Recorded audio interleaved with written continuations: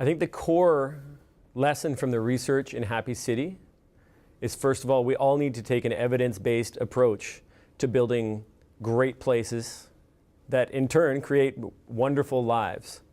So it doesn't matter if you're one of the great metropolises of the world or if you're a rural setting. In the end, we're trying to accomplish the same thing. What do we want? We want lives that are healthy and rich. We want strong social connections. We want to feel a sense of belonging to where we're living.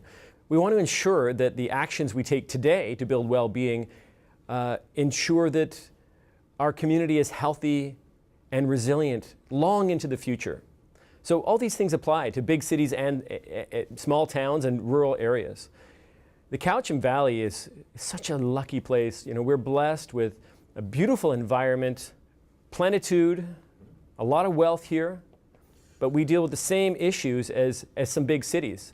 You know, inequity. We have to deal with the challenges of climate change. We have to deal with growing poverty. We have to deal with population growth, congestion, housing, and we have another challenge, which is reconciliation with First Nations. And we got a long way to go, and we can use the way we design places and systems to achieve all those goals.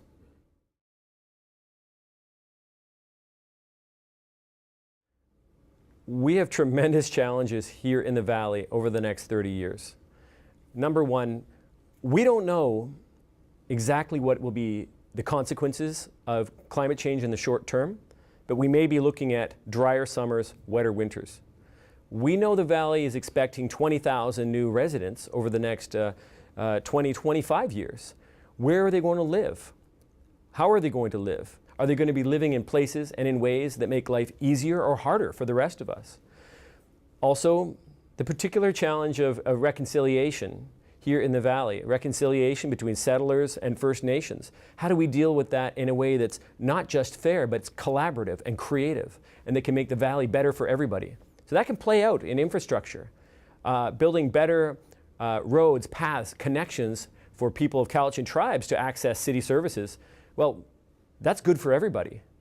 It's also a means of economic development. It's also a means of social development. But if we do it collaboratively, we can apply those lessons throughout the Valley and other communities.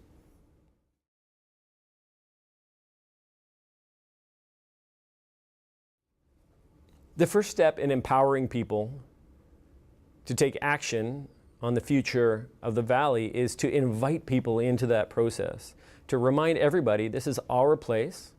We create it together. We create it by living in it, by making choices every day about how to move, but we also create it by deciding how to be involved. So voting's one thing, but it's not good enough. Showing up, for example, at the engagement on the 2050 process, it's a big deal.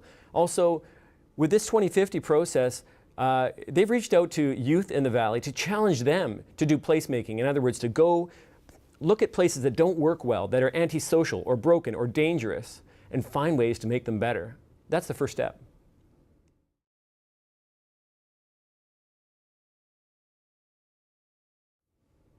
Coming back to the Valley after living away for so long, it's kind of remarkable for me to see that the same challenges I see in cities around the world where my team and I are working, they apply here too. So if the question is, you know, what's a regional question and what's a local question? Well, everything is regional. So we live within a complex system. And so a decision that's made about a development in Maple Bay, for example, that influences people who live along Maple Bay Road or along Zuhalem Road. A decision that's made about a rezoning somewhere else in the region, say allowing a big box store here or promoting a mixed-use walkable place, that influences the way people move throughout the Valley every day. It influences my experience as I try to drive down the highway. It influences the experience of children and children and elders as they try and say, cross the street, a quiet, supposedly quiet street on a busy day. So everything is connected to everything else. I hope everyone remembers that.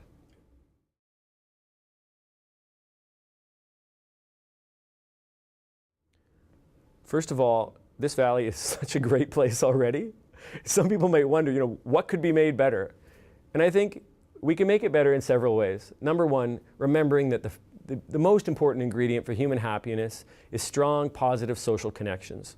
So building wonderful places, village hearts you might call them, where we want to come and connect. Some of us will walk there, some of us will drive there, But when we get there, we'll want to slow down and enjoy those spaces together. That's a big deal.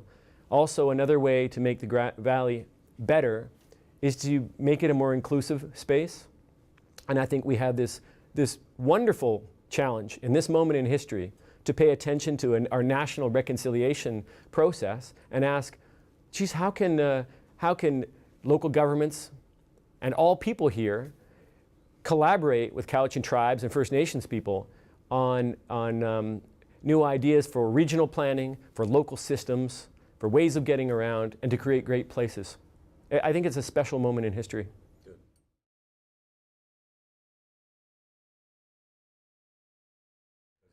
I try not to use the word sprawl. It's a loaded word. It means something different for everyone, and always negatively. I like to be more specific. When I'm talking about the success of communities and the efficiency of networks or the ability of places to build health and happiness, I prefer to use the word dispersal. So to what extent have we thrown the functions of a community out across the miles? To what extent are we forcing people into their cars all the time? When we do that, I call it dispersal, and it's usually a net negative. It's bad socially, it's very costly for families, it's bad for the environment, and it's actually economically a terrible system if you're interested in building a local economy. So what we advocate for is a network, particularly in a valley like this, a network of connected communities.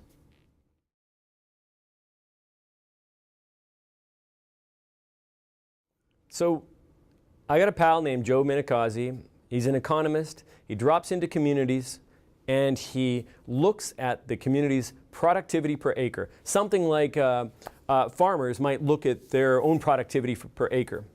And what he says to cities is, you know, you should be fertilizing, you should be using the good ground.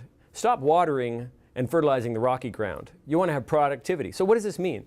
He looks at two metrics, tax productivity per acre and jobs per acre. And what every community should want to do, particularly if you want to keep your taxes down for ratepayers, is ensure that your land is productive. You want maximum productivity per acre in terms of jobs and tax production. Here's what we know, is that in complete walkable community cores, if you combine property tax and sales tax, you make 20 times the tax revenue per acre than you do off a big box on the edge of town. So city decision makers are not always considering those metrics when they're approving developments on the edge of town. And maybe they should if they're interested in the long-term stability and resilience of their community and of their tax base.